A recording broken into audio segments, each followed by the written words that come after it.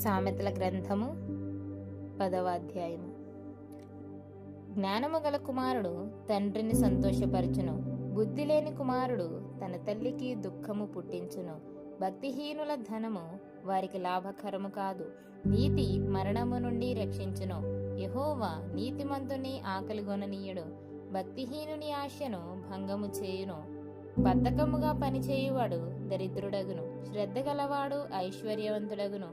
వేసవి కాలమున కూర్చువాడు బుద్ధిగల కుమారుడు, కోతకాలమందు నిద్రించువాడు సిగ్గుపరచు కుమారుడు.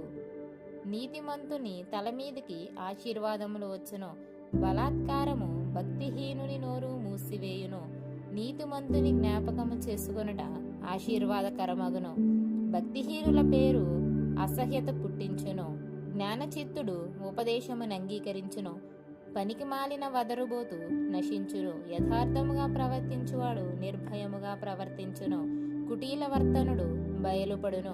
కనుసైగ చేయువాడు వ్యధ పుట్టించును, పనికి మాలిన వదరుబోతు నశించును.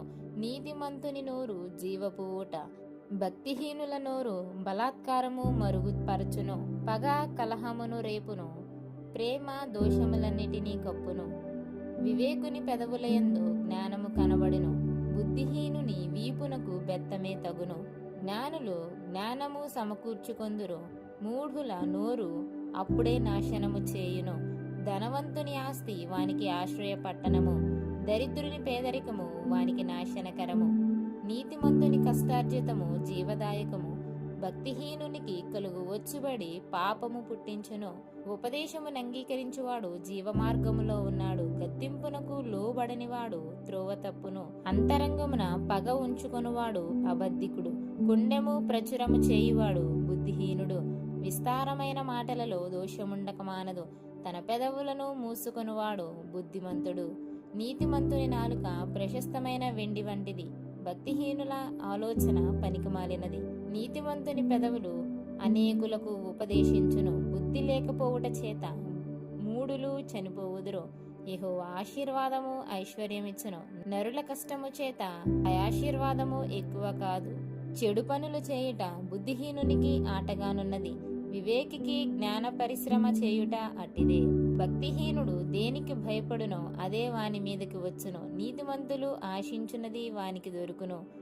సుడిగాలి వీచగా భక్తిహీనుడు లేకపోవును, నీతిమంతుడు నిత్యము నిలుచు కట్టడము వలె ఉన్నాడు. సోమరి తనను పనిపెట్టు వారికి పండ్లకు పులుసు వంటివాడు, కండ్లకు పొగ వంటివాడు. యెహోవాయందు భయభక్తులు కలిగి ఉండుట దీర్ఘాయువునకు కారణము, భక్తిహీనుల ఆయుషు తక్కువైపోవును.